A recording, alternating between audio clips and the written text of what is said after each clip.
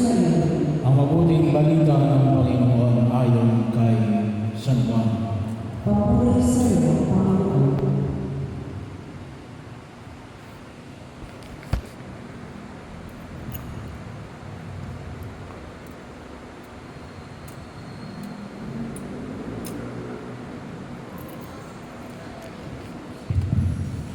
Bisira siya ng Pasko.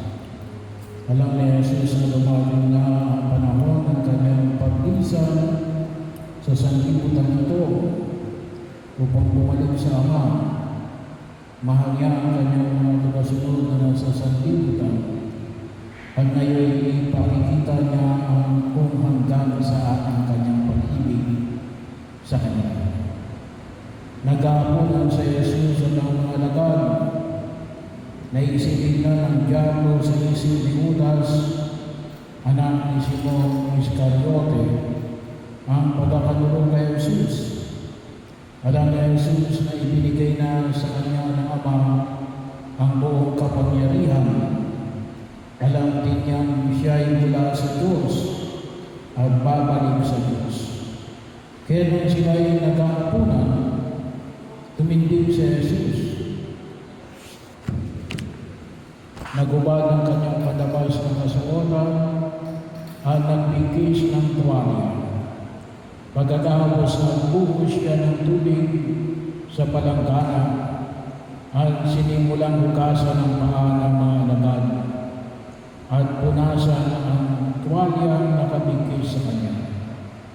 Paglapit niya kay Simon Pedro, tumutol ito, Panginoon, sabi niya, "Diyagan kayo pa ang maghugas ng aking mga paa." Sumagot si Jesus, "Hindi mo naunawaan ngayon ang ginagawa ko, ngunit maunawaan ulit pagkatapos." Sinabi sa kanya ni Pedro, hindi ko po maugasan sa inyo ang aking mga paa. Kung hindi kita ugasan, wala kang kaugnayan sa akin.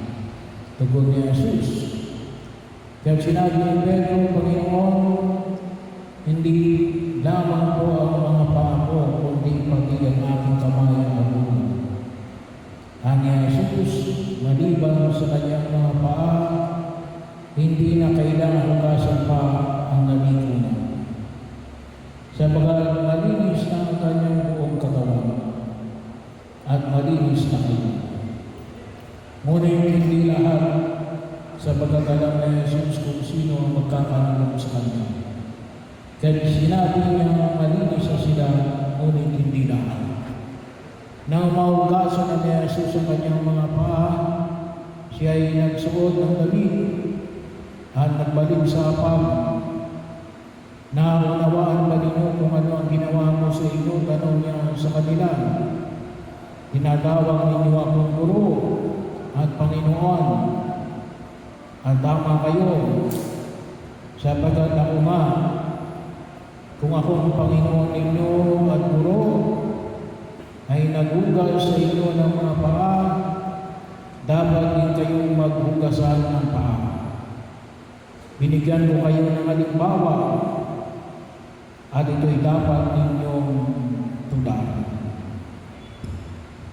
Ang mabuting balita ng Panginoon.